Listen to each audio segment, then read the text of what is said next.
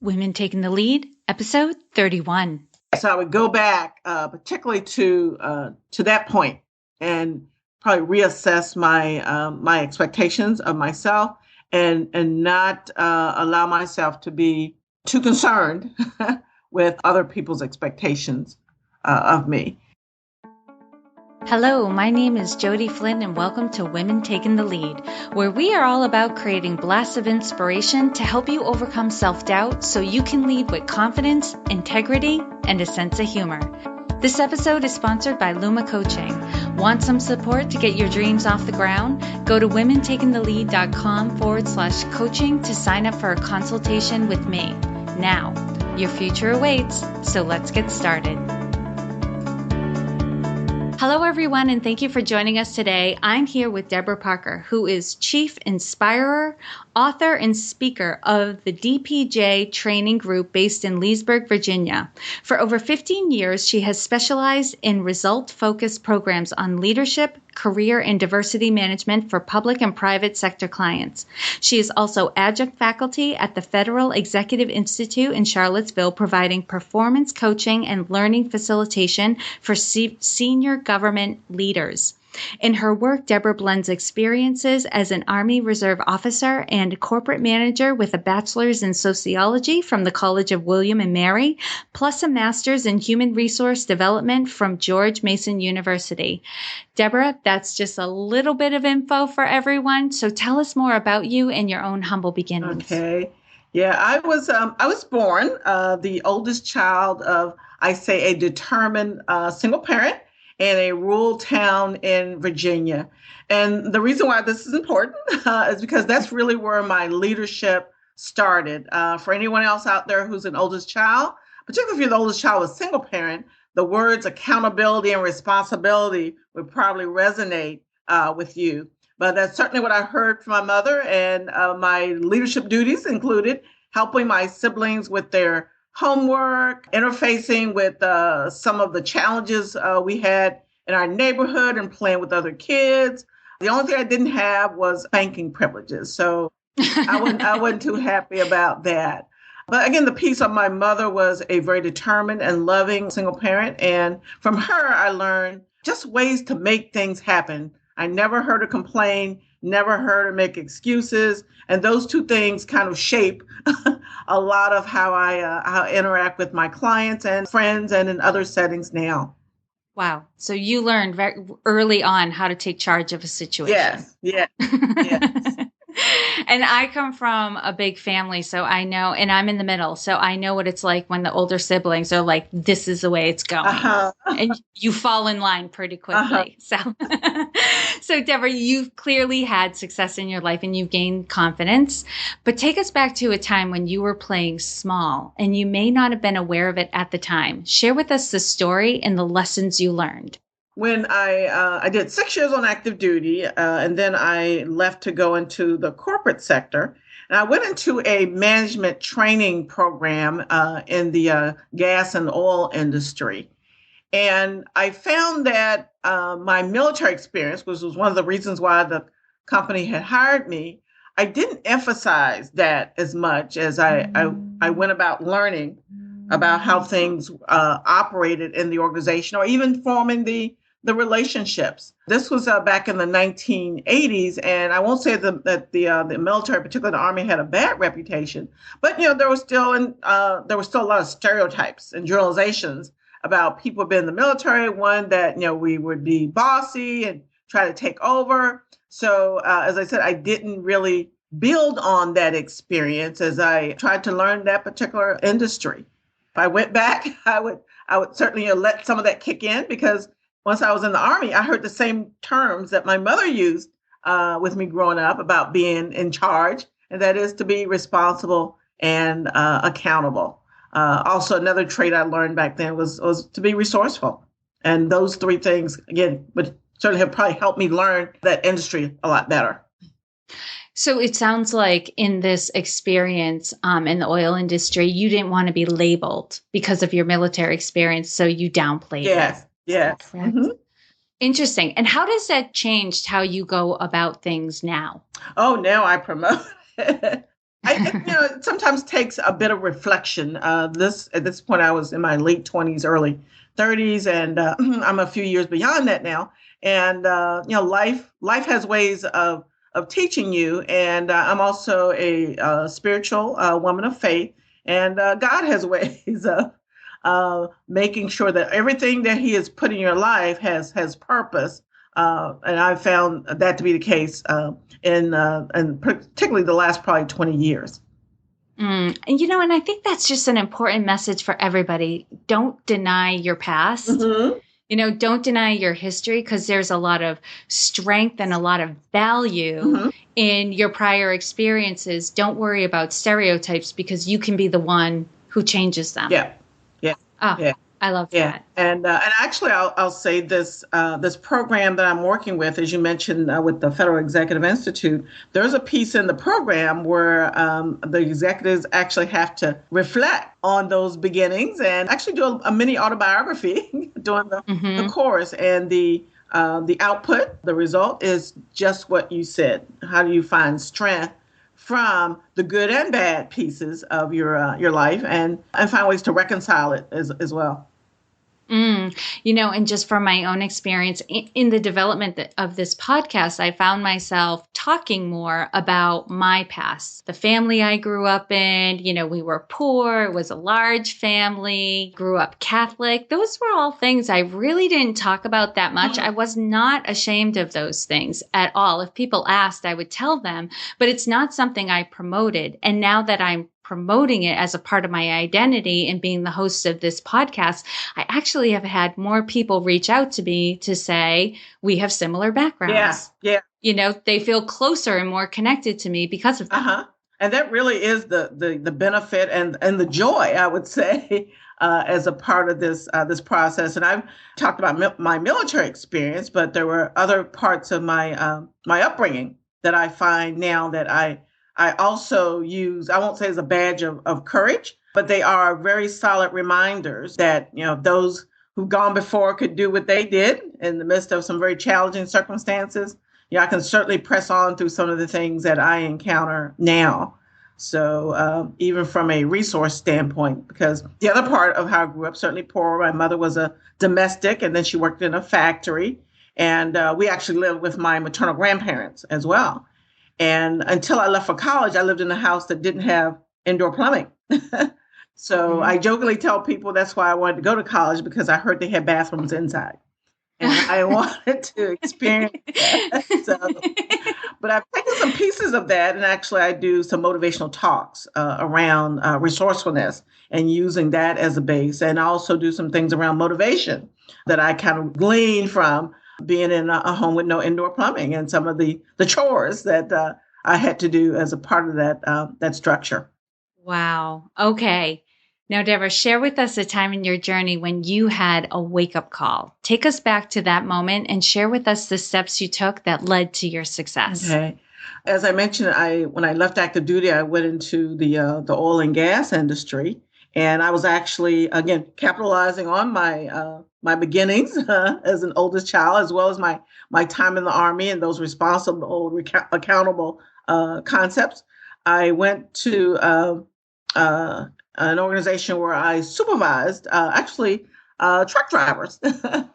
And the other piece is two of my uncles growing up were truck drivers. So I felt a connection with them. And I also found myself looking at the process a lot. And I just said, I really detest not treating people well. And probably within a few months into the job, I had this epiphany. And that was that I was going to become a consultant and help people to treat people better, particularly when they are leaders in an organization. So shortly after that, I left my position with the company.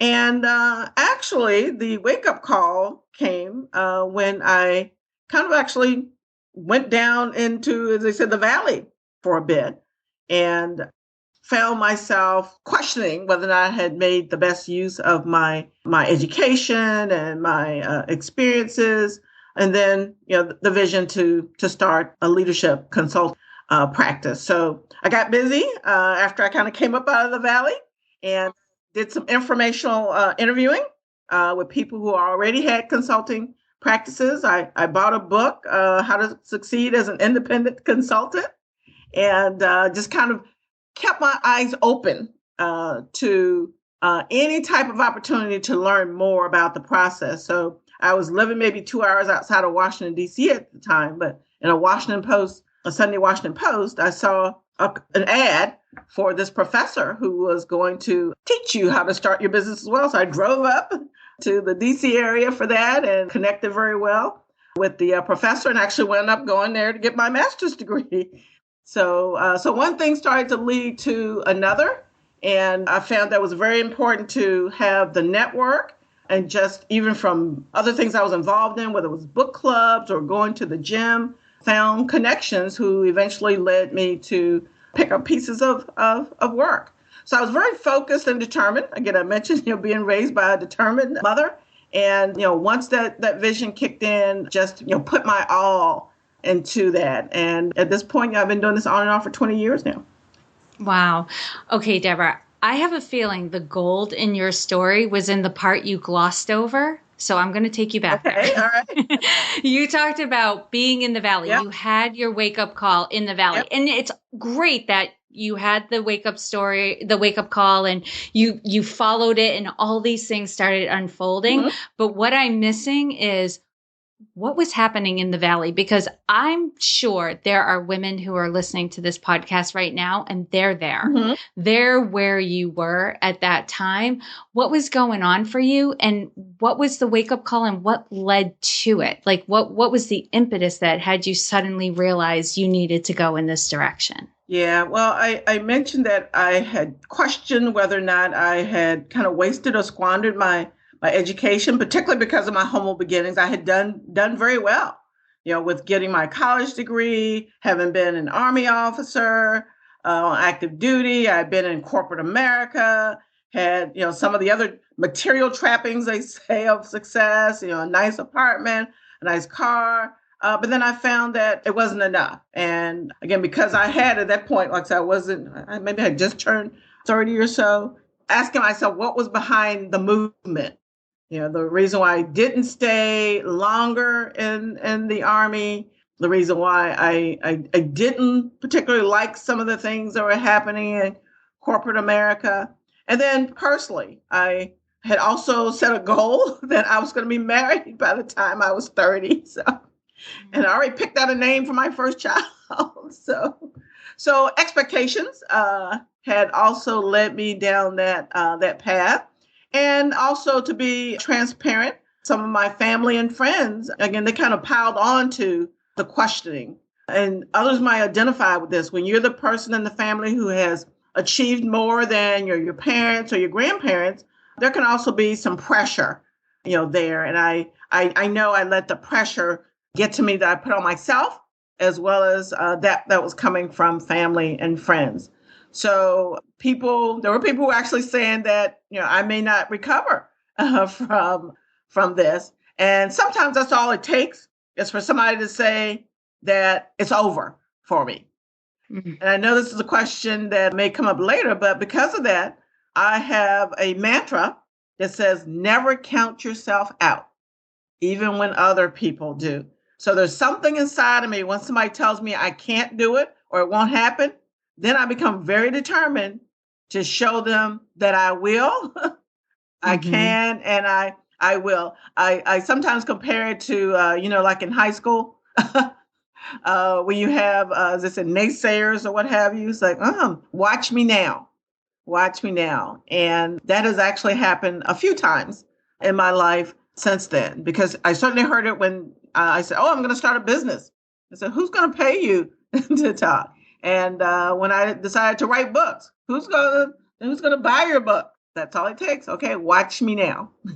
Never count yourself out. So not listening to all those pressures and people whose life perspective again may not be the same as yours. Absolutely. And what was the wake-up call that made you realize that you were meant to do consulting and help people in their leadership? When I was at this company, and again, I started seeing some things that I just didn't didn't like. And it was just interesting. I was actually visiting a friend, and it was during the summer. We were on her deck, and the vision came right then and there. I said, "You're going to be a consultant. You're going to start your own business." So, but as I said, from there, I had to go through this valley experience to get there. So I encourage people, you got to be patient with your vision, recognize the call when it comes, but the timing, some of it's in your hands, some of it's in the hands of a higher power. And Deborah, what's really great about what you're talking about is that is often the case whenever we feel a calling to do something that's different or scary or something we, haven't been trained to do, like start a business or, do something that our families would question us on. The criticism comes from all different places. There's the inner critic that tells us we're not good enough. It makes us look back and look with regret and question, and maybe I should have done this, and maybe I'm not capable of this. And then there are the people, like even the people who love you, who will say, well, why do you want to do that? Like, are you sure? And really what's going on with the people who love you, who are questioning you, is they don't think that they could do it. Yeah. Right? Because they haven't done it, and they don't want to see you fail. So they'll try to encourage you to do something that's a little more safe, but they're looking at it through their eyes, and you have to keep that in perspective. And I heard somebody say recently, which I thought was just brilliant, was don't take advice from somebody who hasn't already done what you're looking to do. So you talk about writing a book. If somebody hasn't written a book, don't take their advice on writing a book. Right? Yeah. And don't listen to their opinion about being an author or what it's going to take and how hard it is. Talk to somebody who's done it. So I loved how you talked about, like, as soon as you had this wonderful vision, this calling to do something, and immediately afterwards was the valley, so that's really great. Okay. And Deborah, what I want everyone to get is there's no way to lead. We're all different and we're going to lead differently. So how would you describe your leadership style? Participatory, interactive, very people focused, and caring. As well, because even in my work, again, I mentioned I'm actually in Charlottesville and did coaching sessions today, but the whole person concept. They may come in to talk about some concrete piece of an issue they have back at work, but I always kind of link it back to who they are personally and how they're picking up lessons along the way. And Deborah, what is one thing you're working on right now that you're really excited about? Actually, again, to be transparent, I am in the process of being in training to be a minister. Really? Yes. Tell me about it. Yes. So another calling, and as I reflect back, God's had that calling on my life probably most of my life, but I probably first revealed about 20 years ago.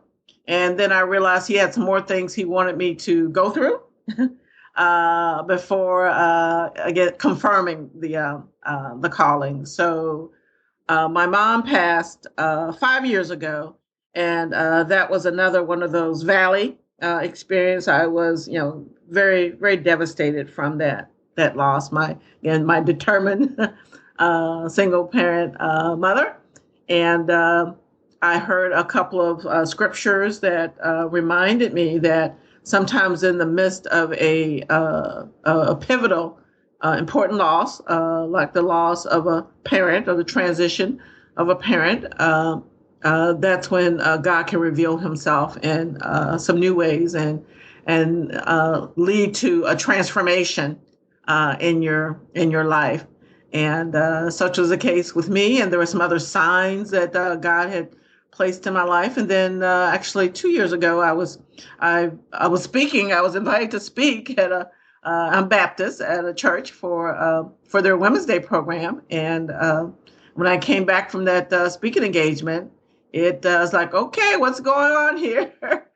And talking to some other ministers, I was actually doing some work at my church. I'm actually the lead for our small business ministry, and I've been doing that for 3 years.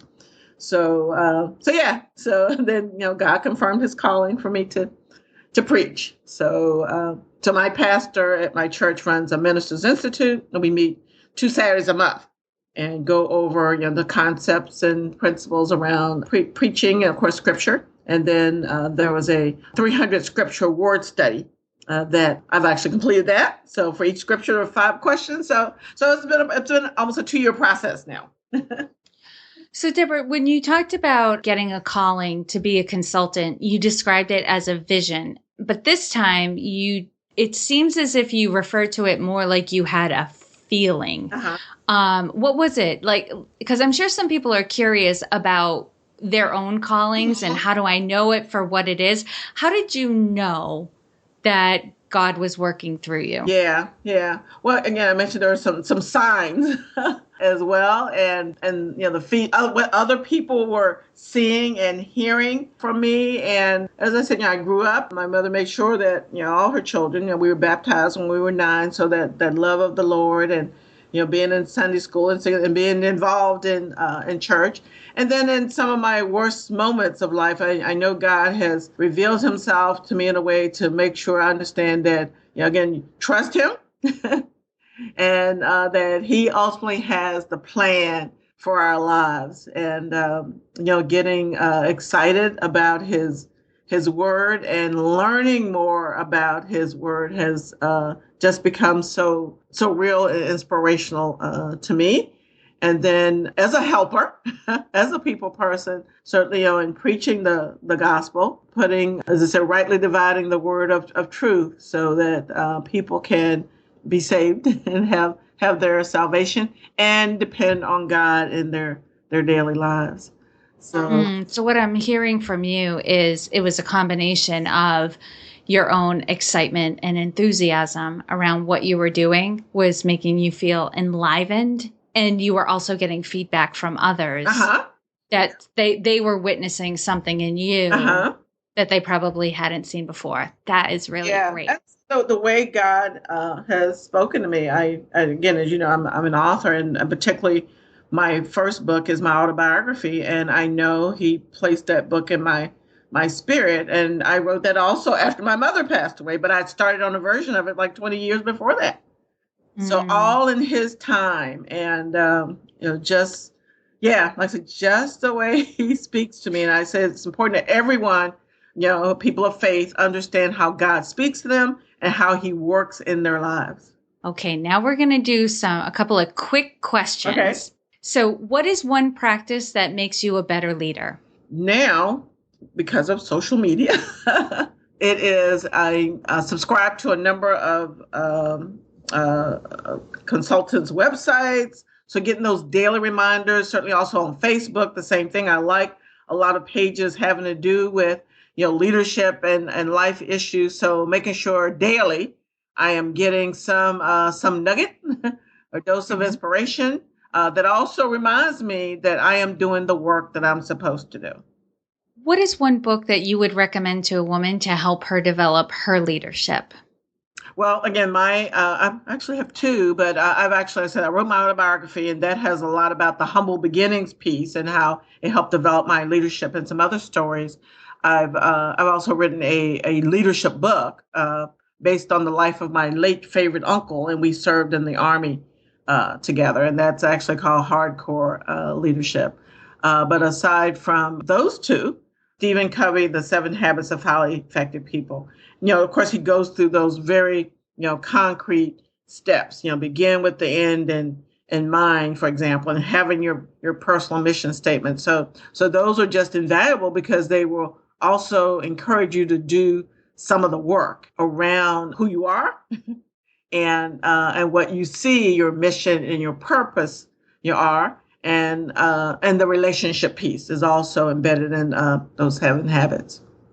And it's just, the way the tone of the book is just, I think, absolutely wonderful.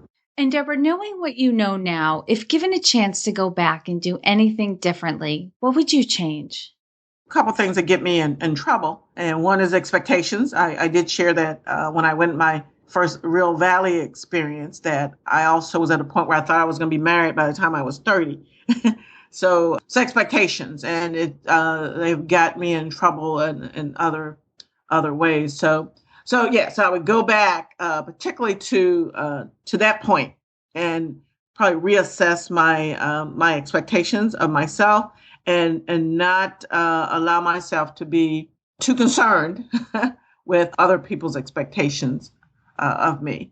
And even now, working as a coach, facilitator and trainer, I'm very mindful of that when I do ground rules, for example, or guidelines for our time together in the classroom.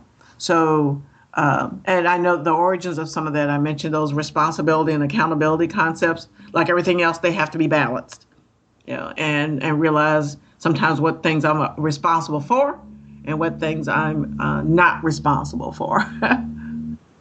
It's incredibly freeing when we stop having such high expectations of ourselves. It can be freeing. Yeah. Mm-hmm. Yeah. And there's no book that says certain things have to happen by the time you're a certain age. And I think I had really just taken that to heart. As I said, I got as far as even thinking of what I was going to name my first child. Yeah. Yes. Putting the cart before the horse, right? Instead of just living life and enjoying it and letting it unfold the way it is, you had this plan and it didn't go that way. Yeah. Awesome. And lastly, Deborah, what is the best way for our listeners to connect with you? Okay. My company is the DPJ Training Group. And let me just say a piece about why it's the DPJ Training Group. Most people think it's Deborah Parker, and they're not sure what the J stands for, but it's actually Deborah, Pearl, and Joseph.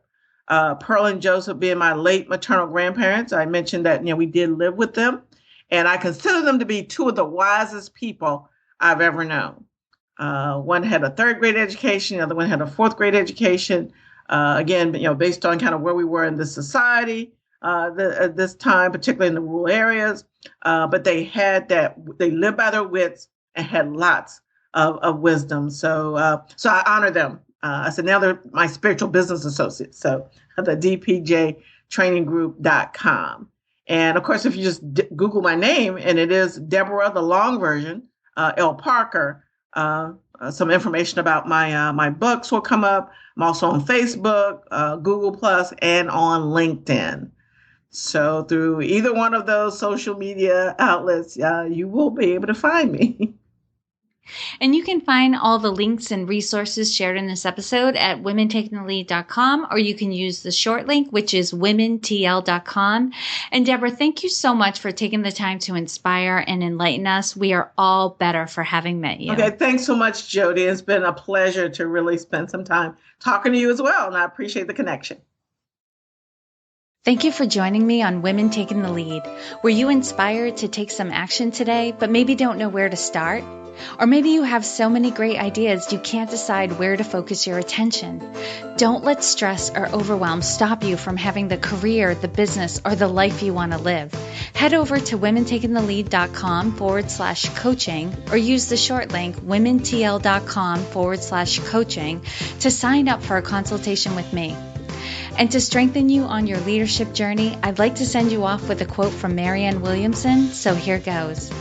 Our deepest fear is not that we are inadequate. Our deepest fear is that we are powerful beyond measure. It is our light, not our darkness, that most frightens us. We ask ourselves, who am I to be brilliant, gorgeous, talented, fabulous? Actually, who are you not to be? You are a child of God. Your playing small does not serve the world. There is nothing enlightened about shrinking so that other people won't feel insecure around you. We are all meant to shine as children do. We were born to make manifest the glory of God that is within us. It's not just in some of us, it's in everyone. And as we let our own light shine, we unconsciously give other people permission to do the same. As we are liberated from our own fear, our presence automatically liberates others. Again, thank you for joining me, and here's to your success.